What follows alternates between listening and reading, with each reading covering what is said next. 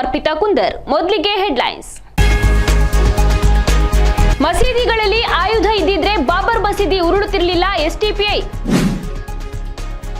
ವಾರಣಾಸಿ ವಿದ್ಯಾರ್ಥಿಗಳಿಂದ ಹಿಂದಿ ಭಾಷೆಯಲ್ಲಿ ಏಕಲವ್ಯ ಯಕ್ಷಗಾನ ಪ್ರದರ್ಶನ. ವಿಭಾಗ ಮೇಲ್ವಿಚಾರಕರ ಮಾನಸಿಕ ಕಿರುಕುಳಕ್ಕೆ ಬೇಸತ್ತು ಯುವಕ ನೇಣಿಗೆ ಶರಣು. ವಾಲ್ಮೀಕಿ ನಿಗಮ ಹಗರಣ ಖಂಡಿಸಿ ಬಿಜೆಪಿಯಿಂದ ಡಿಸಿ ಕಚೇರಿಗೆ ಮುತ್ತಿಗೆ ಯತ್ನ.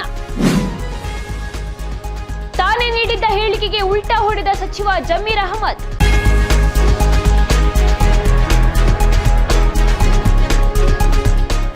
ಮಂಗಳೂರು ಕೊಣಾಜೆ ಪೊಲೀಸ್ ಠಾಣೆ ಮುಂಭಾಗ ಎಸ್ಡಿಪಿಐ ಪ್ರತಿಭಟನೆಯನ್ನು ನಡೆಸಿತು. ಪ್ರತಿಭಟನೆಯಲ್ಲಿ ಮಾತನಾಡಿದ ಎಸ್ಡಿಪಿಐ ಮುಖಂಡ ರಿಯಾಜ್ ಕಡಂಬು, ಮಂಗಳೂರು ಕಮಿಷನರ್ ಸ್ಪಷ್ಟವಾಗಿ ಹೇಳಿದ್ರು, ಬೋಳಿಯರ್ ಘಟನೆಗೆ ಬಿಜೆಪಿ ಹಾಗೂ ಸಂಘ ಪರಿವಾರ ಕಾರಣ ಎಂದು. ಅಷ್ಟು ಸ್ಪಷ್ಟವಾಗಿ ಮಾಧ್ಯಮದ ಮುಂದೆ ಉತ್ತರವನ್ನ ನೀಡಿದವರು ಅದೇ ರಾತ್ರಿ ಮುಸಲ್ಮಾನರ ಮನೆಗೆ ದಾಳಿಯನ್ನ ಮಾಡಿದ್ದಾರೆ ಎಂದು ಆಕ್ರೋಶವನ್ನ ವ್ಯಕ್ತಪಡಿಸಿದ್ದಾರೆ.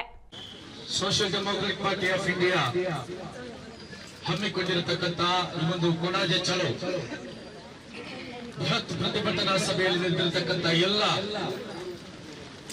ಪಕ್ಷದ ನಾಯಕರುಗಳೇ, ನಾಯಕಿಯರೇ, ಕಾರ್ಯಕರ್ತರೇ, ಹಿತೈಷಿಗಳೇ, ನನ್ನ ಆತ್ಮೀಯ ಮಾಧ್ಯಮ ಮಿತ್ರರೇ, social democratic party of India ಕಳೆದ ಹಲವು ದಿನಗಳಿಂದ ಬೋಲಿಯಾರ್ ಜನರ ಪರವಾಗಿ ಕೆಲಸವನ್ನು ಮಾಡ್ತಾ ಇದೆ.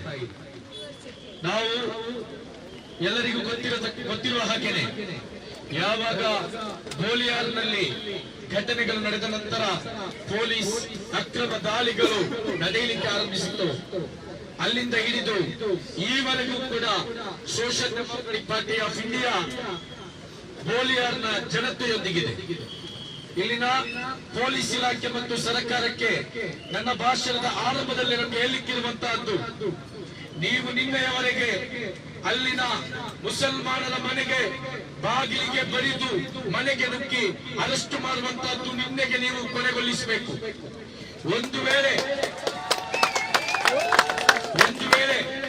ಇದೇ ರೀತಿ ನೀವು ಮುಂದುವರಿಯುವುದಾದ್ರೆ ದಕ್ಷಿಣ ಕನ್ನಡ ಜಿಲ್ಲೆಯನ್ನ ಯಾವ ರೀತಿಯಲ್ಲಿ ಜನರನ್ನ ಸೇರಿಸಿಕೊಂಡು ಸ್ತಬ್ಧಗೊಳಿಸಬೇಕು ಅನ್ನೋದು ಇಲ್ಲಿ ನಾವು ಬಹಳ ಅರ್ಥ ಮಾಡಿಕೊಳ್ಬೇಕಾದಂತ ಒಂದು ವಿಚಾರ ಇದೆ. ಬೋಲಿಯಾರ್ನಲ್ಲಿ ಘಟನೆ ನಡೆಯಿತು. ಕಮಿಷನರ್ ಅವರು ಪತ್ರಿಕಾಗೋಷ್ಠಿಯನ್ನ ಕರೆದು ಮಾಧ್ಯಮದ ಮುಖಾಂತರ ಬಹಿರಂಗಗೊಳಿಸಿದ್ರು, ಈ ಘಟನೆಯ ಹಿಂದೆ ಯಾರು ಇದ್ದದ್ದು, ಯಾಕಾಗಿ ಈ ಘಟನೆ ನಡೆಯಿತು ಅಂತ ಹೇಳಿ. ಕಮಿಷನರ್ ಅವರು ಸ್ಪಷ್ಟವಾಗಿ ಹೇಳಿದ್ರು, ಈ ಘಟನೆ ನಡೆಯಲಿಕ್ಕೆ ಕಾರಣ ಬಿಜೆಪಿ ಮತ್ತು ಸಂಘ ಪರಿವಾರದವರು ನಡೆಸಿದಂತ ವಿಜಯೋತ್ಸವದಲ್ಲಿ ಅವರು ಅಲ್ಲಿ ಪ್ರಚೋದನೆ ಮಾಡಿದ್ದಾಗಿದೆ, ಇದಕ್ಕೆ ಕಾರಣ ಅಂತ ಹೇಳಿ ಮುಕ್ತವಾಗಿ ಮಾಧ್ಯಮದವರ ಪ್ರಶ್ನೆಗೆ ಅವರು ಉತ್ತರವನ್ನು ನೀಡಿದ್ರು. ನಮಗೆ ಕಮಿಷನರ್ ಅವರಲ್ಲಿ ಕೇಳುವಂತಹದ್ದು, ಅಷ್ಟು ಸ್ಪಷ್ಟವಾಗಿ ನೀವು ಮಾಧ್ಯಮದ ಮುಂದೆ ಉತ್ತರ ನೀಡಿದವರು ಅದೇ ದಿನ ರಾತ್ರಿ ಮುಸಲ್ಮಾನರ ಮನೆಗೆ ದಾಳಿ ನಡೆಸಲಿಕ್ಕೆ ನಿಮ್ಮನ್ನ ಒತ್ತಡ ಹಾಕಿದವರು ಯಾರು ಅಂತ ಹೇಳಿ ಮತ್ತೊಮ್ಮೆ ಪತ್ರಿಕಾಗೋಷ್ಠಿಯನ್ನು ಕರೆದು ನೀವು ಹೇಳಬೇಕು. ಯಾಕಂತ ಹೇಳಿದ್ರೆ ಕರ್ನಾಟಕದಲ್ಲಿ ಸಿದ್ದರಾಮಯ್ಯ ಸರ್ಕಾರ ಬಂದ ನಂತರ ಹಲವು ಘಟನೆಗಳು ನಡೆದಿದೆ. ಈ ಹಲವು ಘಟನೆಗಳಲ್ಲಿ ಕೂಡ ಇಲ್ಲಿ ಮುಸಲ್ಮಾನರಿಗೆ ಅನ್ಯಾಯವನ್ನ ಮಾಡಿದ್ದು ಮಾತ್ರವಾಗಿದೆ ನಮಗೆ ಕಾಣಲಿಕ್ಕೆ ಸಾಧ್ಯವಾಗಿರುವಂತಹದ್ದು. ಪುನೀತ್ ಕೇರಾಲಿ ಅನ್ನುವಂತಹ ಒಬ್ಬ ಪುಡಿ ರೌಡಿಯನ್ನ, ಒಬ್ಬ ಕೊಲೆಗಾರನನ್ನ ಇವರು ಆರಂಭದಲ್ಲಿ ಬಂಧಿಸಿದ ನಂತರ ಕೋರ್ಟ್ ಕಾರಣವನ್ನು ಕೇಳಿದ್ರೆ ಈತನನ್ನ ಬಂಧಿಸಲಿಕ್ಕೆ ನಮ್ಮಲ್ಲಿ ಕಾರಣ ಇಲ್ಲ ಅಂತ ಹೇಳಿ ಆ ಪುಟಗೋಷ್ಠಿಯನ್ನ ಅವರು ಬಿಡುಗಡೆ ಮಾಡಿದ್ರು. ಆ ನಂತರ ಪ್ರಭಾಕರ್ ಭಟ್ ಪ್ರಕರಣ ನಡೆಯಿತು. ಮುಸ್ಲಿಂ ಮಹಿಳೆಯರ ಬಗ್ಗೆ ಅತಿ ತುಚ್ಛವಾಗಿ ಅವರು ಮಾತಾಡಿದ್ರು. ಸಿದ್ದರಾಮಯ್ಯರವರೇ, ಮಂಡ್ಯದಲ್ಲಿ ನಿಮ್ಮ ಸೋಲಿಗೆ ಕಾರಣ ಪ್ರಭಾಕರ್ ಭಟ್ ಅವರನ್ನ ನೀವು ಅರೆಸ್ಟ್ ಮಾಡದೆ ಇರುವ ಕಾರಣಕ್ಕಾಗಿ. ಒಂದು ವೇಳೆ ಮುಸ್ಲಿಂ ಮಹಿಳೆಯರ ಬಗ್ಗೆ ಅತಿ ತುಚ್ಛವಾಗಿ ಮಾತಾಡಿದಂತ ಪ್ರಭಾಕರ್ ಭಟ್ರನ್ನ ನೀವು ಬಂಧಿಸಿದ್ರೆ ಮಂಡ್ಯದಲ್ಲಿ ನಿಮ್ಮ ಕುಮಾರಸ್ವಾಮಿ ಅವರು ಜನತಾ ಇರಲಿಲ್ಲ ಅನ್ನೋದನ್ನ ನೀವು ಅರ್ಥ ಮಾಡಿಕೊಳ್ಬೇಕು. ಅಲ್ಲಿಯೂ ಕೂಡ ತಾರತಮ್ಯವನ್ನು ಮಾಡಿದ್ರು, 3ನೇ ಬಾರಿ ತಾರತಮ್ಯವನ್ನು ಮಾಡಿದ್ರು. ಇಲ್ಲಿ ರಾಮ ಮಂದಿರ ಉದ್ಘಾಟನೆಯ ಸಂದರ್ಭದಲ್ಲಿ ಮುಸಲ್ಮಾನರು ಬಾಬರಿ ಮಸ್ಜಿದ್ ಪರವಾಗಿ ಸ್ಟೇಟಸ್ ಹಾಕಿದಾಗ ಅವರ ಮನೆಗಳಿಗೆ ದಾಳಿ ಮಾಡಿದ್ರು. ಹಲವಾರು ಯುವಕರನ್ನ ರಾಜ್ಯದ ಹಲವು ಕಡೆಗಳಲ್ಲಿ ಬಂಧಿಸಿ ಜೈಲಿಗಟ್ಟಿದ್ರು. ಆನಂತರ ಪ್ಯಾಲೆಸ್ತೀನ್ ಪರವಾದಂತಹ ಹೋರಾಟ ವಿಶ್ವಾದ್ಯಂತ ವ್ಯಾಪಕಗೊಂಡಿತ್ತು. ಅಮೆರಿಕದ ವೈಟ್ ಹೌಸ್ ಎದುರುಗಡೆಯೂ ಕೂಡ ಪ್ಯಾಲೆಸ್ತೀನ್ ಪರವಾದಂತಹ ಹೋರಾಟ ನಡೆಯಿತು. ಆವಾಗ ಇಲ್ಲಿನ ಮುಸಲ್ಮಾನರು ಪ್ಯಾಲೆಸ್ತೀನ್ ಪರವಾಗಿ ಹೋರಾಟಕ್ಕಿಳಿದಾಗ ಸಿದ್ದರಾಮಯ್ಯರವರ ಕಾಂಗ್ರೆಸ್ ಸರ್ಕಾರ ಅದನ್ನು ಸಹಿಸಲಿಲ್ಲ. ನಾನು ಹಿಂದರ ಪರ ಇದ್ದೇನೆ, ನಾವು ಮುಸಲ್ಮಾನರ ಪರ ಇದ್ದೇವೆ ಅಂತ ಹೇಳಿ ಕೋಲಾರದಲ್ಲಿ ಚುನಾವಣೆಯ ಭಾಷಣದಲ್ಲಿ ಭಾಷಣವನ್ನು ಮಾಡ್ತಾರೆ. ಅಂತ ಭಾಷಣಕಾರರಂತ ಸಿದ್ದರಾಮಯ್ಯರವರ ಸರ್ಕಾರದಲ್ಲಿ ಪ್ಯಾಲೆಸ್ತೀನ್ ಪರವಾದಂತಹ ಹೋರಾಟವನ್ನು ಮಾಡುವುದನ್ನು ಅವರು ಸಹಿಸುವುದಿಲ್ಲ. ಎಲ್ಲಿಯವರೆಗೆ ಇವರು ಸಂಘ ಪರಿವಾರದ ಕಾಲಿಗೆ ಬಿದ್ದಿದ್ದಾರೆ ಅನ್ನುವುದಕ್ಕೆ ಇದೊಂದು ಸ್ಪಷ್ಟ ಉದಾಹರಣೆಗಳಾಗಿವೆ. ಇನ್ನು ಚುನಾವಣೆ ವಿಚಾರವನ್ನು ನಾವು ತೆಗೆದುಕೊಳ್ಳೋಣ. ದಕ್ಷಿಣ ಕನ್ನಡ ಚುನಾವಣೆ ನಡೆಯಿತು. ದಕ್ಷಿಣ ಕನ್ನಡ ಚುನಾವಣೆಯಲ್ಲಿ ಬಿಜೆಪಿಯನ್ನು ಸೋಲಿಸಬೇಕು ಅಂತ ಹೇಳಿ ಮುಸ್ಲಿಂ ಸಮುದಾಯದ ಪ್ರತಿಯೊಬ್ಬರು ಕೂಡ ಕಾಂಗ್ರೆಸ್ ಪರವಾಗಿ ಕೆಲಸವನ್ನ ಮಾಡಿದ್ರು, ಓಟನ್ನು ಹಾಕಿದ್ರು. ಆ ಸಂದರ್ಭದಲ್ಲಿ ಹಿಂದೂಗಳ ಓಟನ್ನು ಪಡೆಯಲಿಕ್ಕೆ ಏನಾದ್ರೂ ಒಂದು ಸ್ಟ್ರಾಟಜಿಯನ್ನು ಮಾಡಿ ಅಂತ ಹೇಳಿ ನಾವು ಕೇಳಿಕೊಂಡೆವು ಅವರಲ್ಲಿ. ಇವರೇನ್ ಮಾಡಿದ್ರು, ಸಿದ್ದರಾಮಯ್ಯರವರನ್ನ ಇಲ್ಲಿಗೆ ಭಾಷಣಕ್ಕೆ ಕರೆಯಲಿಲ್ಲ, ಇಲ್ಲಿ ಪ್ರಚಾರಕ್ಕೆ ಕರೆಯಲಿಲ್ಲ. ಕಾಂಗ್ರೆಸ್ನ ಬಹುಮುಖ್ಯ ನಾಯಕರುಗಳನ್ನ ಸಿಎಂ ಅನ್ನವರಾಗ್ಲಿ ಉಪಮುಖ್ಯಮಂತ್ರಿಯನ್ನಾಗ್ಲಿ ಇಲ್ಲಿಗೆ ಬರಲಿಕ್ಕೆ ಇಲ್ಲಿಯ ಶಾಸಕರು ಬಿಡ್ಲಿಲ್ಲ. ಕಾರಣ ಏನಂತ ಹೇಳಿದ್ರೆ ಸಂಘ ಪರಿವಾರದ ಭಯವಾಗಿದೆ ಇವರನ್ನು ಕಾಡ್ತಾ ಇರುವಂತಹದ್ದು. ಇಷ್ಟೊಂದು ಅಧಿಪತನಕ್ಕೆ ಇಳಿದಾಗಿದೆ ಇವರ ಆಡಳಿತ ನಡೆಸ್ತಾ ಇರುವಂತಹದ್ದು. ಕಮಿಷನರ್ ಅವರು ಇಷ್ಟೊಂದು ಉತ್ಸುಕತೆ ಇಲ್ಲಿ ತೋರಿಸ್ತಾ ಇದ್ದಾರೆ. ನನಗೆ ದಕ್ಷಿಣ ಕನ್ನಡ ಪೊಲೀಸ್ ಇಲಾಖೆಯಲ್ಲಿ ಕೇಳಲಿಕ್ಕಿರುವಂತಹದ್ದು ಈ ಹಿಂದೆಯೂ ಕೂಡ ನಾವು ಕೇಳಿದೆವು, ನಿನ್ನೆ ಪ್ರೆಸ್ ಮೀಟ್ ಅಲ್ಲೂ ಕೂಡ ನಾವು ಕೇಳಿದೆವು. ಕಮಿಷನರ್ ಅವರು ನಮ್ಮ ಹೇಳಿಕೆಗೆ ಸ್ಪಷ್ಟತೆ ಕೊಡಬೇಕಂತ ಹೇಳಿ ನಮಗೊಂದು ನೋಟಿಸ್ ಅನ್ನ ಮಾಡಿದ್ದಾರೆ. ನಾವು ಮುಕ್ತವಾಗಿ ನಿಮ್ಮ ನೋಟಿಸ್ಗೆ ಈ ವೇದಿಕೆಯಲ್ಲಿ ಉತ್ತರಿಸಲಿಕ್ಕೆ ನಾನು ಇಷ್ಟಪಡ್ತಾ ಇದ್ದೇನೆ. ನೀವು ಬೋಲಿಯಾರ್ ಘಟನೆಯಲ್ಲಿ ಪೊಲೀಸ್ ಇಲಾಖೆ ಎಡವಿದ ಕಾರಣಕ್ಕಾಗಿ ಆಗಿದೆ. Social democratic party of India ನಿನ್ನೆ ಪತ್ರಿಕಾಗೋಷ್ಠಿಯನ್ನು ಕರೆದಿರುವಂತಕ್ಕಂಥದ್ದು, ಈ ಪ್ರತಿಭಟನೆಯನ್ನು ನಡೆಸ್ತಾ ಇರುವಂತಕ್ಕಂಥದ್ದು. ನಮ್ಮ ಹೇಳಿಕೆಗಳಲ್ಲಿ ನಾವು ಈಗಲೂ ಕೂಡ ಕಟ್ಟಿಬದ್ಧರಾಗಿದ್ದೇವೆ. ಯಾಕಂತ ಹೇಳಿದ್ರೆ ನಿಮ್ಮ ಕೋರರ್ ಪಟ್ಟಿ ಇಳಿತೇನೆ ಅಂತ ಹೇಳಿದಂತ ಹರೀಶ್ ಪೂಂಜಾನನ್ನು ನಿಮಗೆ ಬಂಧಿಸಲಿಕ್ಕೆ ತಮ್ಮಿಲ್ಲ. ಬಿಜೆಪಿಯ ನಾಯಕರುಗಳನ್ನು ಬಂಧಿಸಲಿಕ್ಕೆ ನಿಮ್ಮ ತಮ್ಮಿಲ್ಲ. ಯಾಕೆ? ಇದೇ ಬೋಲಿಯಾರ್ ಘಟನೆಯ ನಂತರ ಒಬ್ಬ ಬಿಜೆಪಿಯ ಗೂಂಡಾ ನಾಯಕ ಇದೇ ಕ್ಷೇತ್ರದಲ್ಲಿ ನಿಂತು ಸ್ಪೀಕರ್ನ ವಿರುದ್ಧವಾಗಿ ಭಾಷಣವನ್ನು ಬಿಗಿದಲ್ವಾ, ಆತನ ಮೇಲೆ ಕೇಸು ದಾಖಲಿಸಲಿಕ್ಕೆ, ಆತನ ಮನೆಗೆ ಪೊಲೀಸರನ್ನು ಕಳಿಸಲಿಕ್ಕೆ ಯುಟಿ ಖಾದರ್ ಅವರಿಗೆ ಯಾಕೆ ಸಾಧ್ಯವಾಗಲಿಲ್ಲ? ಮುಸ್ಲಿಮರ ಮನೆಗೆ ನೀವು ಕಳುಹಿಸ್ತಾ ಇದ್ದೀರಿ. ನಿನ್ನೆ ಇನ್ನೊಂದು ನಿಮ್ಗೆ ಗೊತ್ತಿರಬೇಕು, ನಿನ್ನೆ ಕುಲಾಲ್ ಮಂದಿರ ಬೆಳ್ತಂಗಡಿಯ ಗುರುವಾನಕೆರೆಯಲ್ಲಿರುವಂತಹ ಕುಲಾಲ್ ಮಂದಿರದಲ್ಲಿ ಪೊಲೀಸರೊಂದು ಸಭೆ ನಡೆಸಿದ್ದಾರೆ. ಏನು ಗೊತ್ತುಂಟ? ಯಾವಾಗ ಇವರು ಹರೀಶ್ ಪೂಂಜಾನ ಮನೆಗೆ ಹೋದ್ರು ಅವತ್ತು ಬಿಜೆಪಿಯ ಕಾರ್ಯಕರ್ತರು ಪ್ರತಿಭಟನೆಯನ್ನು ಮಾಡಿದ್ರು ಬೆಳ್ತಂಗಡಿ ಅವರ ನಿವಾಸದ ಮುಂದೆ. ಅವರ ಮೇಲೆ ಸುಮಾರು 80ಕ್ಕಿಂತಲೂ ಹೆಚ್ಚು ಬಿಜೆಪಿ ಕಾರ್ಯಕರ್ತರ ಮೇಲೆ ಕೇಸು ದಾಖಲಾಗಿದೆ. ಇಲ್ಲಿ ಇವತ್ತು ಕೇಸು ದಾಖಲಿಸಿದವರ ಮನೆಗೆ ನುಗ್ಗಿ ಮನೆಗೆ ಬಾಗಿಲನ್ನು ಬರೆದು ಅವರನ್ನ ಮನೆಯ ಕಿಚನ್ ವರೆಗೂ ಕೂಡ ಹೋಗಿ ದರ್ಪ ತೋರಿಸಿಕೊಂಡು ಬರುವಂತ ಇದೇ ಪೊಲೀಸ್ ಇಲಾಖೆಗೆ ನಿನ್ನೆ ಈ ಬಿಜೆಪಿಯ ಕಾರ್ಯಕರ್ತರನ್ನ ಅವರು ನಿಗದಿಪಡಿಸಿದಂತಹ ಸ್ಥಳದಲ್ಲಿ ಹೋಗಿ ಭಯದಿಂದ ನಡುತ್ತಾ ಅವರಿಗೆ ನೋಟಿಸ್ ಅನ್ನು ಕೊಡುವಂತಹ ಒಂದು ಪರಿಸ್ಥಿತಿ ಇದೆ. ನಾನು ಕೇಳುವಂತಹದ್ದು, ಇಲ್ಲಿ ಬೋಲಿಯಾರ್ನ ಮುಸ್ಲಿಮರ ಮೇಲೆ ತೋರಿಸಿದಂತಹ ದರ್ಪ, ಮೂಲ್ದಿಯರ್ನ ಮುಸ್ಲಿಮರಿಗೆ ಮಾಡಿದಂತಹ ದೌರ್ಜನ್ಯ ಬಿಜೆಪಿಯ ಕಾರ್ಯಕರ್ತರ ಮೇಲೆ ಮಾಡಲಿಕ್ಕೆ ನಿಮ್ಗೆ ಯಾಕೆ ದಮ್ಮಿಲ್ಲ ಅನ್ನೋದನ್ನಾಗಿದೆ. ನೀವು ಕುಲಾಲಿನ ಆ ಮಂದಿರಕ್ಕೆ ಕರೆದು ಅಲ್ಲಿ ನೀವು ನೋಟಿಸ್ ಕೊಡುವಂತಹ ಒಂದು ಪರಿಸ್ಥಿತಿಗೆ ನಿಮ್ಮನ್ನ ಕೊಂಡೊಯ್ದವರು ಯಾರು ಅಂತ ಹೇಳಿ ದಕ್ಷಿಣ ಕನ್ನಡ ಜಿಲ್ಲೆಯ ಪೊಲೀಸ್ ಇಲಾಖೆ ಹೇಳ್ಬೇಕು. ಯಾಕಂತ ಹೇಳಿದ್ರೆ ಬಂಧಿಸಲಿಕ್ಕೆ ಹೋದಾಗ ಪರಮೇಶ್ವರ್ ಅವರಿಗೆ ದಕ್ಷಿಣ ಕನ್ನಡ ಜಿಲ್ಲೆಯ ಯಾವ ಕಾಂಗ್ರೆಸ್ ನಾಯಕ ಅತಿ ಹೆಚ್ಚು ಬಾರಿ ಕಾಲ್ ಮಾಡಿದ್ದು ಅಂತ ಹೇಳುವುದನ್ನ ಬಹಿರಂಗಪಡಿಸಬೇಕು. ಅದು ಪುತ್ತೂರಿನ ಅಶೋಕ್ ರೈಯೇ ಅಥವಾ ಉಳ್ಳಾಲ ಕ್ಷೇತ್ರದ ಯುಟಿ ಖಾದರ್ ಅವರ ಅನ್ನೋದಕ್ಕೆ.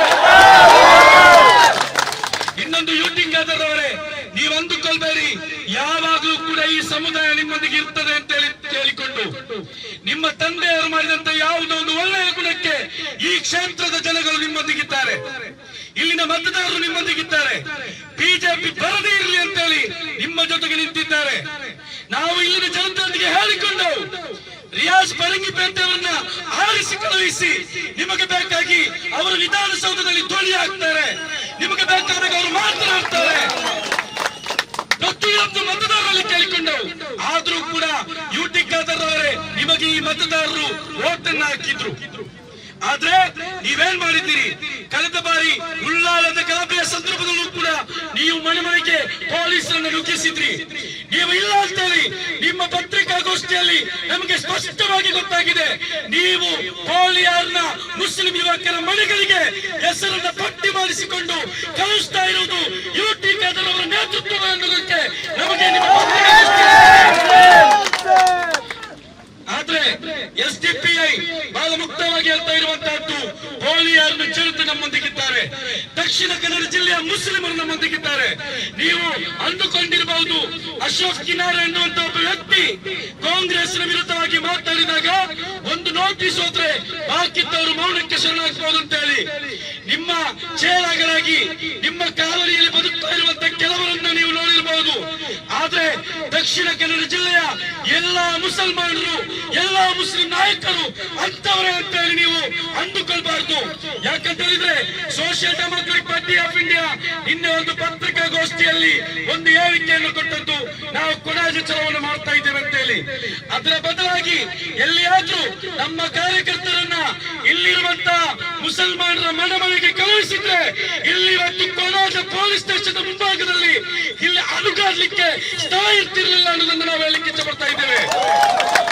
ಕಮಿಷನರ್ ಅವರೇ, ನೀವು ನಮ್ಮ ಪರವಾಗಿರಿ ಅಂತ ನಾವು ಹೇಳುವುದಿಲ್ಲ, ನೀವು ನಮ್ಮವರನ್ನ ಬಂಧಿಸಬೇಡಿ ಅಂತ ಕೂಡ ನಾವು ಹೇಳುವುದಿಲ್ಲ. ನಾವು ಹೇಳ್ತಾ ಇರುವಂತಹದ್ದು, ನೀವು ಅಕ್ರಮವಾಗಿ ಬಂಧಿಸಬೇಡಿ, ನೀವು ನ್ಯಾಯದ ಪರವಾಗಿರಿ. ನಿಮ್ಮ ಏನು ಕಮಿಷನರ್ ಗೇಟಿನವರೆಗೆ ಬಂದು ಇನ್ನೂ ಹೆಚ್ಚು ಜನರನ್ನ ಶಕ್ತಿಯನ್ನು ಗೂಡಿಸಿಕೊಂಡು ಇದಕ್ಕಿಂತಲೂ ಶಕ್ತವಾದಂತಹ ಹೋರಾಟವನ್ನು ಮಾಡಲಿಕ್ಕೆ ನಮಗೆ ನೀವು ಪ್ರೇರೇಪಿಸಬೇಡಿ ಅನ್ನೋದಾಗಿದೆ ಕಮಿಷನರ್ ಅವರಿಗೆ ಹೇಳುವಂತಹದ್ದು. ಇನ್ನು ನಮ್ಮ ನಾಯಕರಿಗೆ ಬರುವಂತಹ ನಿಮ್ಮ ನೋಟಿಸುಗಳು, ಆ ನೋಟಿಸುಗಳಿಂದ ನಮ್ಮನ್ನ ಎಲ್ಲಷ್ಟು ಕೂಡ ಅಲುಗಾಡಿಸಲಿಕ್ಕೆ ಸಾಧ್ಯವಿಲ್ಲ ಅನ್ನೋದನ್ನ ಬಹಳ ಸ್ಪಷ್ಟವಾಗಿ ನಾವು ಹೇಳ್ತಾ ಇದ್ದೇವೆ. ಇಲ್ಲಿನ ಜನತೆ, ಇಲ್ಲಿ ಕೂಡಿರುವಂತಹ ಜನತೆಯ ಭಾಗವಾಗಿ ಮಾಧ್ಯಮದ ಮೂಲಕ ನಾವು ಸರ್ಕಾರ ಕೇಳ್ತಾ ಇರುವಂತಹದ್ದು, ನಮ್ಮ ಔದಾರ್ಯದಿಂದ ನೀವು ಅಧಿಕಾರದಲ್ಲಿದ್ದೀರಿ, ನಮ್ಮ ಔದಾರ್ಯದಿಂದ ನೀವು ಇವತ್ತು ಅಧಿಕಾರ ನಡೆಸ್ತಾ ಇದ್ದೀರಿ. ನಿಮಗೆ ಸಾಧ್ಯವಾದ್ರೆ ಇಲ್ಲಿ ಸಂವಿಧಾನಾತ್ಮಕವಾಗಿ, ಕಾನೂನಾತ್ಮಕವಾಗಿ, ಪ್ರಜಾಪ್ರಭುತ್ವವಾಗಿ ನೀವು ಅಧಿಕಾರವನ್ನು ಚಲಾಯಿಸಿ. ಅದು ಬಿಟ್ಟು ಸಂಘ ಪರಿವಾರದ ಸಂಘನಿಕೇತನಕ್ಕೆ ಬೇಕಾಗಿ, ದೇಶಭಕ್ತಕ್ಕೆ ಬೇಕಾಗಿ ನೀವು ಆಡಳಿತವನ್ನು ನಡೆಸುವುದಾದ್ರೆ ಅದಕ್ಕೆ ನಾವು ಮುಂದೆ ಬರುವಂತಹ ಚುನಾವಣೆಗಳಲ್ಲಿ ನಾವು ಉತ್ತರವನ್ನು ನೀಡಲಿಕ್ಕಿದ್ದೇವೆ ಅನ್ನೋದನ್ನು ಸ್ಪಷ್ಟವಾಗಿ ಹೇಳ್ತಾ ಇದ್ದೇವೆ. ಇನ್ನೊಂದು ಕಮಿಷನರ್ ಅವರೇ, ನೀವು ಇನ್ನೊಂದು ದೂರನ್ನು ದಾಖಲಿಸಬೇಕು. ಇದೊಂದು ಜನಾಗ್ರಹವಾಗಿದೆ. ಮೊನ್ನೆ ಹರೀಶ್ ಪೂಂಜಾ ಅನ್ನುವಂತ ಒಬ್ಬ ರೌಡಿ ಶಾಸಕ ಒಂದು ಹೇಳಿಕೆಯನ್ನು ಕೊಟ್ಟಿದ್ದಾರೆ. ಮುಸಲ್ಮಾನರ ಮಸೀದಿಯ ಒಳಗಡೆ ಆಯುಧ ಶೇಖರಣೆ ಇದೆ ಅಂತೇಳಿ. ರಾಜ್ಯ ಸರ್ಕಾರ ಬೇಕಿದ್ರೆ ತನಿಖೆಗೆ ಆದೇಶಿಸಲಿ, ರಾಜ್ಯ ಸರ್ಕಾರ ಬೇಕಿದ್ರೆ ತನಿಖೆಗೆ ಆದೇಶಿಸಲಿ, ಆದ್ರೆ ಇದೆ ಅಂತೇಳಿ. ಬದಲಾಗಿ ಇಂಥ ಒಂದು ಉದ್ರೇಕಕಾರಿ ಹೇಳಿಕೆ ನೀಡಿದಂತ, ಇಂಥ ಒಂದು ದ್ವೇಷ ಬಿತ್ತುವಂತ ಹೇಳಿಕೆಯನ್ನು ನೀಡಿದಂತ ಹರೀಶ್ ಪೂಂಜಾನ ಮೇಲೆ ಕೇಸು ದಾಖಲಿಸುವಂತಹ ತಾಕತ್ತು ಇಲ್ಲಿನ ಕಮಿಷನರ್ ಅವರಿಗೆ ಇದೆಯಾ ಅನ್ನೋದನ್ನು ನಾವು ಪ್ರಶ್ನೆ ಮಾಡ್ಲಿಕ್ಕೆ ಇಷ್ಟಪಡ್ತಾ ಇದ್ದೇವೆ. ಒಂದು ವೇಳೆ ಮಸೀದಿಗಳ ಒಳಗಡೆ ಎಲ್ಲಿಯಾದ್ರೂ ಆಯುಧ ಶೇಖರಣೆಗಳಿದ್ದಿದ್ರೆ ಬಾಬರಿ ಮಸ್ಜಿದ್ ಉರುಳ್ತಾ ಇರಲಿಲ್ಲ ಅನ್ನೋದನ್ನ ಇಲ್ಲಿ ನೀವು ಅರ್ಥ ಮಾಡಿಕೊಳ್ಬೇಕು. ಒಂದು ವೇಳೆ ಆಯುಧ ಶೇಖರಣೆಗಳು ಇರ್ತಿದ್ರೆ ಮಳಲಿ ಮಸೀದಿಯ ಬಳಿಗೆ ಶರಣ್ ಪಂಪಲ್ ಬರ್ತಾ ಇರಲಿಲ್ಲ ಅನ್ನೋದನ್ನ ನಾವು ನಮ್ಮ ಮಸೀದಿಗಳನ್ನ ಶಾಂತಿಯ ಸಂಕೇತವಾಗಿ ನಿರ್ವಹಿಸಿದ್ದೇವೆ. ಇಲ್ಲಿರುವಂತಹ ಮಸೀದಿಗಳು ಕೊರೋನಾ ಸಂದರ್ಭದಲ್ಲಿ ಕಾರ್ಯವನ್ನು ನಿರ್ವಹಿಸಿದೆ, ಹಸಿದವರಿಗೆ ಊಟವನ್ನು ನೀಡಿದೆ. ಮಳೆ ಅತಿಯಾದಂತಹ ಮಳೆಗಳು ಬಂದಾಗ, ನೆರೆಗಳು ಬಂದಾಗ, ಸುನಾಮಿಗಳು ಬಂದಾಗ ಜನರಿಗೆ ನೆರವು ನೀಡಿದಂತಾಗಿದೆ ಮಸೀದಿಗಳು. ಅಂತಹ ಮಸೀದಿಗಳ ಮೇಲೆ ಅಪವಾದಗಳನ್ನು ಹೇಳಿಕೊಂಡು ಬರುವವರ ಮೇಲೆ ಸೂಕ್ತವಾದಂತಹ ಕ್ರಮವನ್ನು ಕೈಗೊಳ್ಳಲಿಕ್ಕೆ ಸರ್ಕಾರಗಳು ತಯಾರಾಗಬೇಕು ಅಂತ ಹೇಳಿ ನಾವು ಈ ಮೂಲಕ ಎಚ್ಚರಿಸ್ತಾ ಇದ್ದೇವೆ. ಬೋಳಿಯಾರ್ನ ಜನತೆಯ ಪ್ರತಿಯೊಂದು ದಿನದಲ್ಲಿ ಅವರ ಪ್ರತಿಯೊಂದು ಕಣ್ಣೀರಿನೊಂದಿಗೆ social democratic party of India ಶಕ್ತವಾಗಿ ನಿಲ್ಲಲಿಕ್ಕಿದೆ. ಪ್ರತಿಯೊಂದು ತಾಯಿಯ ಕಣ್ಣೀರನ್ನು ಒರೆಸಲಿಕ್ಕೆ ನಮ್ಮ ಕಾರ್ಯಕರ್ತರು ಅಲ್ಲಿ ಕಟ್ಟಿಬದ್ಧರಾಗಿದ್ದಾರೆ ಅಂತ ಹೇಳಿಕೊಳ್ಳುತ್ತಾ ನನ್ನ ಮಾತಿಗೆ ನಾನು ವಿರಾಮವನ್ನು ಹಾಕ್ತಾ ಇದ್ದೇನೆ. ಅದೇ ರೀತಿ ಇದು ಮುಂದುವರಿದ್ರೆ ಈ ಬಂಧನ ಮುಂದುವರಿದ್ರೆ ಮನೆಗಳಿಗೆ ದಾಳಿ ಮುಂದುವರಿದ್ರೆ ನೀವು ಕಮಿಷನರ್ ಆಫೀಸ್ನ ಕಚೇರಿ ಗೇಟ್ ಏನಿದೆ ಅದರ ಒಳಗೆ ಹೋಗ್ಲಿಕ್ಕೆ ಸಾಧ್ಯವಿಲ್ಲ. ಆ ರೀತಿಯಾಗಿ ಮಂಗಳೂರನ್ನು ನಾವು ಸ್ತಬ್ಧಗೊಳಿಸ್ತೇವೆ. ಹಾಗಾಗಿ ಇಲ್ಲಿಯ ಬಂಧನವನ್ನು ನಿಲ್ಲಿಸಬೇಕು ಅಂತ ತಿಳಿದುಕೊಳ್ಳುತ್ತಾ ನನ್ನ ಈ ಒಂದು ಮಾತಿಗೆ ವಿರಾಮವನ್ನು ಹಾಕ್ತಾ ಇದ್ದೇನೆ. ಜೈ ಹಿಂದ್. ಉಡುಪಿಯಲ್ಲಿ ಉತ್ತರ ಭಾರತದ ಎನ್ಎಸ್ಡಿ ವಿದ್ಯಾರ್ಥಿಗಳು ಯಕ್ಷಗಾನ ಪ್ರದರ್ಶನವನ್ನ ನೀಡಿದ್ದಾರೆ. ನಗರದ ಪೂರ್ಣಪ್ರಜ್ಞಾ ಆಡಿಟೋರಿಯಂನಲ್ಲಿ ಏಕಲವ್ಯ ಪ್ರಸಂಗವನ್ನ ಪ್ರಸ್ತುತಪಡಿಸಿದರು. ಉಡುಪಿಯಲ್ಲಿ ಉತ್ತರ ಭಾರತದ ಎನ್ಎಸ್ಡಿ ವಿದ್ಯಾರ್ಥಿಗಳು ಯಕ್ಷಗಾನ ಪ್ರದರ್ಶನ ನೀಡಿದ್ದಾರೆ. ನಗರದ ಪೂರ್ಣಪ್ರಜ್ಞಾ ಆಡಿಟೋರಿಯಂನಲ್ಲಿ ಏಕಲವ್ಯ ಪ್ರಸಂಗವನ್ನ ಪ್ರಸ್ತುತಪಡಿಸಿದ್ರು. ಉತ್ತರ ಪ್ರದೇಶದ ವಾರಣಾಸಿಯಿಂದ ಬಂದು 20 ದಿನಗಳ ಕಾಲ ಯಕ್ಷಗಾನ ಅಭ್ಯಾಸವನ್ನ ಮಾಡಿ ಏಕಲವ್ಯ ಪ್ರಸಂಗದ ಅದ್ಭುತ ಪ್ರದರ್ಶನ ನೀಡಿ ಕಲಾ ರಸಿಕರ ಮೆಚ್ಚುಗೆಗೆ ಪಾತ್ರರಾಗಿದ್ದಾರೆ. 20 ಮಂದಿ ವಿದ್ಯಾರ್ಥಿಗಳ ತಂಡವನ್ನ ಗುರು ಬನ್ನಂಜೆ ಸಂಜೀವ ಸುವರ್ಣ ಅವರು ತರಬೇತಿ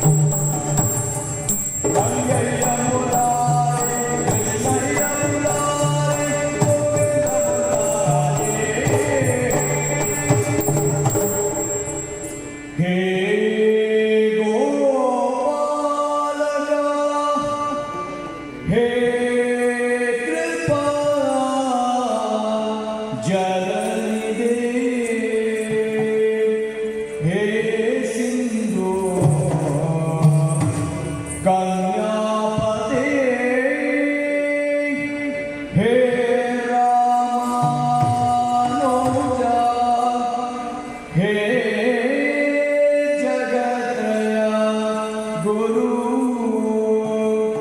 हे पुंडरीकाक्षमा हे कंसातका हे गजेन्द्र शुभकृत हे रमा हे माधव हे गोपी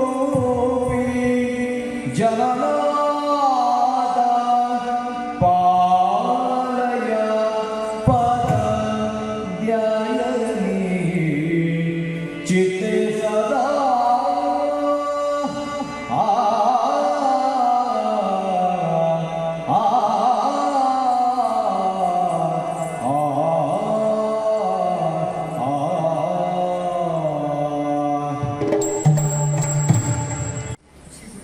लक्ष्य और अध्ययन कभी भी पृथक नहीं होना चाहिए। आज सभी लोग एक साथ मिलकर एकजुट होकर सावधानी से अभ्यास करेंगे।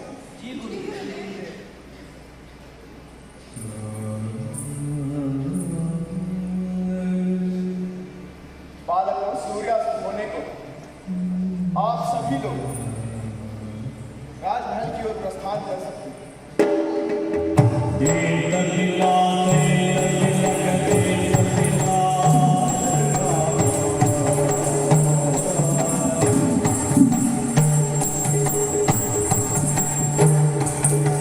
ಪ್ರೈಮ್ ಟೈಮ್ ಬುಲೆಟಿನ್ನಲ್ಲಿ ಇದೀಗ ಸಣ್ಣ ವಿರಾಮ.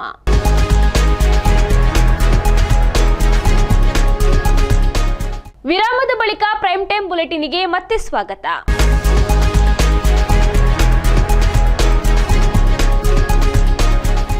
ಗಾರ್ಮೆಂಟ್ಸ್ನ ವಿಭಾಗ ಮೇಲ್ವಿಚಾರಕರ ಕಿರುಕುಳಕ್ಕೆ ಬೇಸತ್ತು ಗುಂಡ್ಲುಪೇಟೆ ಮೂಲದ ಯುವಕನೋರ್ವ ಆತ್ಮಹತ್ಯೆಗೆ ಶರಣಾಗಿರುವ ಘಟನೆ ಮೈಸೂರು ಜಿಲ್ಲೆ ಟಿ ನರಸೀಪುರ ಪೊಲೀಸ್ ಠಾಣಾ ವ್ಯಾಪ್ತಿಯಲ್ಲಿ ನಡೆದಿದೆ. ಗುಂಡ್ಲುಪೇಟೆ ತಾಲೂಕಿನ ಬೇರಂಬಾಡಿ ಗ್ರಾಮದ 30 ವರ್ಷದ ಕಿರಣ್ ಎಂಬ ಯುವಕನೇ ಮೃತ ದುರ್ದೈವಿಯಾಗಿದ್ದಾನೆ.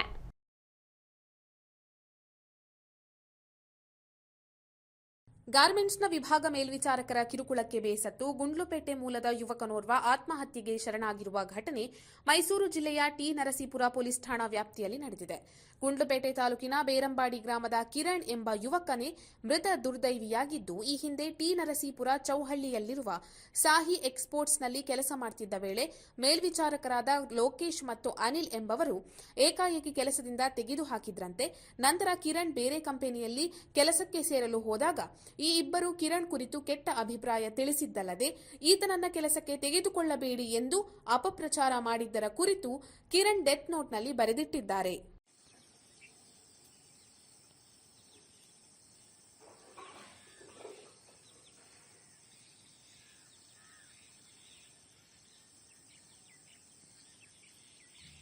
ವಾಲ್ಮೀಕಿ ನಿಗಮ ಹಗರಣವನ್ನ ಖಂಡಿಸಿ ಉಡುಪಿ ಜಿಲ್ಲಾ ಬಿಜೆಪಿ ನೇತೃತ್ವದಲ್ಲಿ ಬಿಜೆಪಿ ಕಾರ್ಯಕರ್ತರು ಇಂದು ಉಡುಪಿ ಜಿಲ್ಲಾಧಿಕಾರಿ ಕಚೇರಿಗೆ ಮುತ್ತಿಗೆ ಹಾಕಲು ಪ್ರಯತ್ನವನ್ನ ಮಾಡಿದ್ದಾರೆ.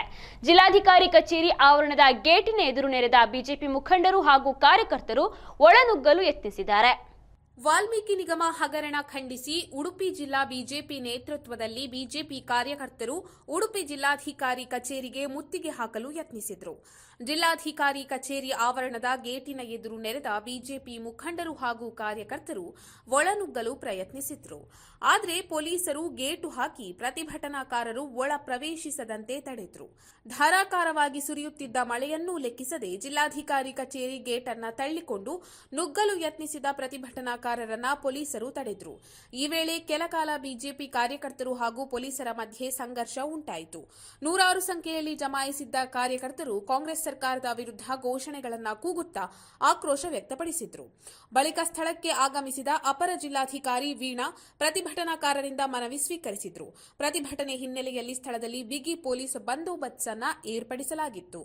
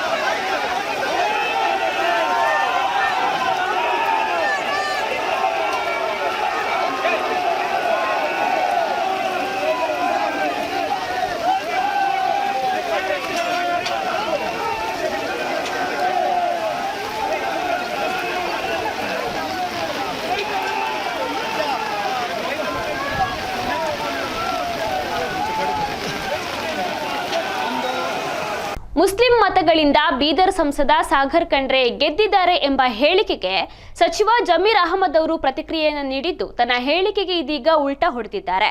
ವಕ್ಫ್ ಅದಾಲತ್ನಲ್ಲಿ ಮುಸ್ಲಿಂ ಮತಗಳಿಂದ ಸಾಗರ್ ಖಂಡ್ರೆ ಗೆದ್ದಿದ್ದಾರೆ ಎಂದಿದ್ದ ಸಚಿವ ಜಮೀರ್ ಅಹಮದ್ ರಾಜಕೀಯ ವಲಯದಲ್ಲಿ ಚರ್ಚೆಗೆ ಗ್ರಾಸವಾಗ್ತಾ ಇದ್ದಂತೆ ಇವರ ಹೇಳಿಕೆಯನ್ನು ಇದೀಗ ತಿರುಚಿದ್ದಾರೆ.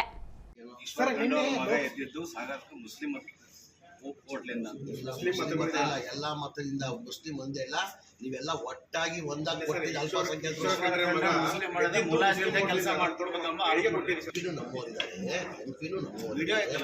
ಇದೇ ನಾನೇ ಹೇಳ್ತಾ ಇಲ್ವೇನ್ರಿ. ನಾನು ಹೇಳಿದೆ ಮುಸ್ಲಿಂ ಅವರು ಒಂದ್ ಸೈಡ್ ಮತ ಕೊಟ್ಟಿದ್ದಾರೆ, ಆ ಕಾರಣಕ್ಕೆ ಗೆದ್ದಿದ್ದಾರೆ ಅಂತ ಹೇಳಿದೀನಿ. ಆ ಸಮಾಜಕ್ಕೆ ಹೇಳ್ಬೇಕು ತಾನೆ. ಮುಸಲ್ಮಾನ್ ಕೊಟ್ಟರೆ ಗೆದ್ದ ಸಾಧ್ಯನಾ? ಎಷ್ಟು ಓಟ್ ತಗೊಂಡ್ರು? ಸಾಗರ್ ಅವ್ರು ಎಷ್ಟು ಓಟ್ ತಗೊಂಡ್ರು? 6 ಲಕ್ಷ. ಸಾಗರ್ ಅವ್ರು ಎಷ್ಟು ತಗೊಂಡು 6 ಲಕ್ಷ ಚಿಲ್ಲರೆ ಓಟ್ ತಗೊಂಡಿದ್ದಾರೆ. ಮುಸಲ್ಮಾನ್ ಎಷ್ಟು ಓಟ್ ಕೊಟ್ಟಿದ್ದಾರೆ? 2 ಲಕ್ಷ ಚಿಲ್ಲರೆ ಓಟ್ ಕೊಟ್ಟಿದ್ದಾರೆ. 2 ಲಕ್ಷ ಗೆಲ್ಲಕ್ಕೆ ಸಾಧ್ಯನಾ? ನಾನಿಂದ ನೀವು ಒಂದು ಸೈಡ್ ಕೊಟ್ಟಿದ್ದೀನಿ ಕಾರಣಕ್ಕೆ ಈಶ್ವರ ಕಂಡವ್ರಿಗೆ ಮುಸಲ್ಮಾನ್ ಅವರು ಡಿವೈಡ್ ಆಯ್ತಾ? ಈ ಬಾರಿ ಓಟ್ ಎಲ್ಲನ ಮುಸಲ್ಮಾನ್ ಓಟ್ ಎಲ್ಲನ ಡಿವೈಡ್ ಆಯ್ತಾ? ಒಂದು ಸೈಡ್ ಕೊಟ್ಟಿದ್ದಾರೆ ತಾನೆ. ಆ ಹಿನ್ನೆಲೆಯಿಂದ ಇಳಿದ್ದೀನಿ ನಾನು. ಮುಸಲ್ಮಾನ್ ಓಟ್ ಕೊಟ್ಟಿದ್ದಕ್ಕೆ ಗೆದ್ದಿದ್ದಾರೆ. ಅವ್ರು MP ಅವ್ರು ನಮ್ಮವ್ರು ಇದ್ದಾರೆ. ಈಗ ಅವ್ರ ತಾವು ನಾವು ಏನು ಬೇಕಾದ್ರೆ ಕೆಲಸ ತೊಗೊಳ್ಬೋದು. ಈಗ MP ನಮ್ಮವ್ರು ಇರಲಿಲ್ಲ, ಇಲ್ಲಿ BJP 2 ಬಾರಿ MP ಇದ್ರು, ಶೋಭಾ ಅವರು ಇದ್ರು MP. ಈಗ ನಮ್ಮವ್ರು ಬಂದವ್ರೆ ಖುಷಿ ನಮಗೆ, ನಮ್ಮ ಕೆಲಸಗಳು ಆಗ್ತದಂತ. ಒಬ್ಬ ಸಂಬಂಧಪಟ್ಟ ಕೆಲಸಗಳು ನಿಮ್ಗೆ ಆಗ್ತದೆ. MP ನಮ್ಮವ್ರು ಇದ್ದಾರೆ ಅಂತ ಹೇಳಿರೋದು ನಾನು. ತಪ್ಪೇನಿದೆ ಅದರಲ್ಲಿ? ಜೈ ಭಾರತ್ ಮಾತಾ ಕನ್ನಡ ಓಟ್ ಕೊಡೋಲ್ಲ, ಈ ತರ ಓಟ್ ಕೊಡ್ತಾ ಇದ್ದಾರೆ ನಿಮ್ಗೆ. ಯಾರು ಜಿಂದಾಬಾದ್ ಅನ್ನೋರಿಗೆ ಓಟ್ ಹಾಕ್ಬೇಕಂತ ಈಗ CT ರವಿ ಅದು ಹೇಳೇ ಸೋತಿರೋದಲ್ಲಿ. ನನ್ಗೇನು ಪಟ್ಟಕತ್ರು ಚಾಮರಾಜಪೇಟೆಯಲ್ಲಿ ಇದೆ CT ರವಿ. ಜಮೀರ್ ಅಹಮದ್ ಖಾನ್ ಹಿಂದೂ ವಿರೋಧಿ, ಈದ್ಗಾ ಮೈದಾನಲ್ಲಿ ಗಣೇಶ ಕುಣಿಸ ಕೊಟ್ಟಿಲ್ಲ ಅಂದರು. ನನಗೆ ಎಷ್ಟು ಲೀಡಲ್ಲಿ ಗೆದ್ದೆ ನಾನು? 53,000 ಲೀಡಲ್ಲಿ ಗೆದ್ದಿರೋದು. ಮುಸಲ್ಮಾನಿಂದ ಹೆಚ್ಚಾಗಿ ಹಿಂದೂಗಳು ನನ್ನ ಕ್ಷೇತ್ರದಲ್ಲಿ ಓಟ್ ಕೊಟ್ಟವ್ರೆ. ನೋಡೋ ಹೇಳಿ CT ರವಿ ಅವ್ರನ್ನ ಎಲ್ಲ ಬೂತ್ ವಯಸ್ಸು ತೆಗಿಯಕ್ಕೆ ಹೇಳಿ. ಬೂತ್ ವಯಸ್ಸು ತೆಗಿಯಕ್ಕೆ ಹೇಳ್ರಿ. ಈಗ ಸೋಲ್ಸಿರೋದು ಯಾರು ಜನ? CT ರವಿ ಏನಿಲ್ಲ ಸೋಲ್ಸು. ಹಿಂಗೆ ಹೇಳೇ ಜನ ಸೋಲ್ಸಿರೋದಲ್ಲಿ CT ರವಿಗೆ ಸೋಟಿ ಸುಣ್ಣಾಗಿದ್ದಾರೆ. CT ರವಿ ಈ ತರ ಹೇಳಿಕೆ ಕೊಟ್ಟೆ ಸೋತಿರೋದು. ನನ್ನ ಬಗ್ಗೆನೂ CT ರವಿ ಹೇಳಿದ್ರು ಚುನಾವಣೆಗಿಂತ ಮುಂಚೆ. ಜಮೀರ್ ಅವರು ಹಿಂದೂ ವಿರೋಧಿ, ಗಣೇಶ ಗುಡ್ಸಕ್ಕೆ ಚಾಮರಾಜಪೇಟೆ ಕೊಟ್ಟಿಲ್ಲ ತಕ್ಷಣ ನೋಡಿ. ನಾನು 90,000 ಓಟ್ ತಗೊಂಡಿದ್ದೀನಿ.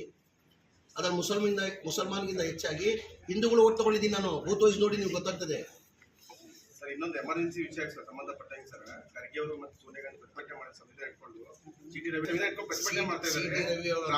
ಅಂತ ಹೇಳಿಕೆ ಕೊಟ್ಟು ಸೋತಿ ಸುಣ್ಣಾಗಿ ಕೂತಿದ್ದಾರೆ. ಅದೃಷ್ಟ ಚೆನ್ನಾಗಿದೆ. BJP ಅವರು MLC ಮಾಡಿದ್ದಾರೆ.